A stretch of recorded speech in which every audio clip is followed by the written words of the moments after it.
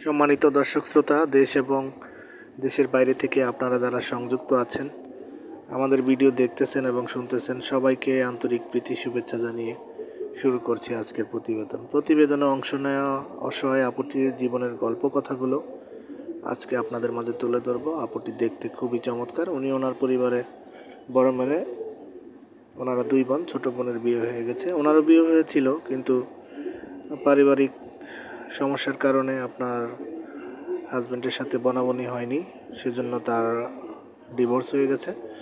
বর্তমানে সে সিঙ্গেল আছে, বাবার বাড়িতেই আছে। এখন একটি সুপার শপে আপনার রিসিপশনে কাজ করে। তো পরিবারে আসলে আর্থিক অসচ্ছলতা রয়েছে। ওনার বাবা একটা সাধারণ ছোটোখাটো একটা পেশায় নিয়োজিত, চাকরি করে প্রাইভেট কোম্পানিতে। আর ওনার মা গৃহিণী। ওনার আর একটা ছোটো ভাই আছে, ভাইটি আপনার স্কুলে পড়ে। তো পরিবারের সাপোর্টিং এর কারণে উনি মূলত আসলে চাকরিতে আপনার নিয়োজিত আছে। তো ওনার পরিবারকে উনি সাপোর্ট দেয়। তো ওনার পরিবার থেকে আসলে ওনাকে বলা হয়েছে যে তুমি আর এইভাবে একাকিত্ব জীবন নিয়ে থেকো না।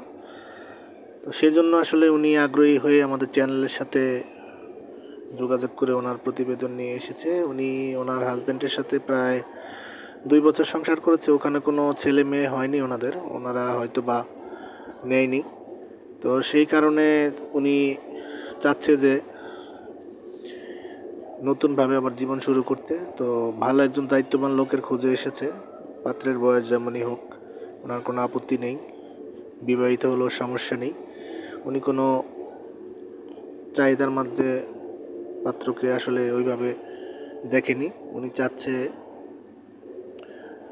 নিঃস্বার্থভাবে, কোনো যৌতুকবিহীনভাবে ওনাকে বিয়ে শাদী করুক এবং উনি ওনার সাথে জীবনসঙ্গী হিসাবে থাকতে রাজি আছে। তো আপনারা যারা এই ধরনের পাত্রীর খোঁজে আছেন, যে ডিভোর্সি নারী বা বিয়ে হয়েছিল এখন সিঙ্গেল আছে, এই ধরনের পাত্রীর খোঁজে বসে আছেন, অতি দ্রুত স্ক্রিনে দেওয়া নাম্বারে ওনার সাথে কথা বলে ওনার নাম, ঠিকানা, ডিটেলস সব কিছু জেনে নিয়ে ওনার সাথে সম্পর্ক তৈরি করতে পারেন। আর আমাদের চ্যানেলের ভিডিওগুলো যদি ভালো লাগে অবশ্যই পুরো ভিডিওটি দেখবেন এবং একটি লাইক, কমেন্ট, শেয়ার করবেন। চ্যানেলটিকে সাবস্ক্রাইব করতে ভুলবেন না।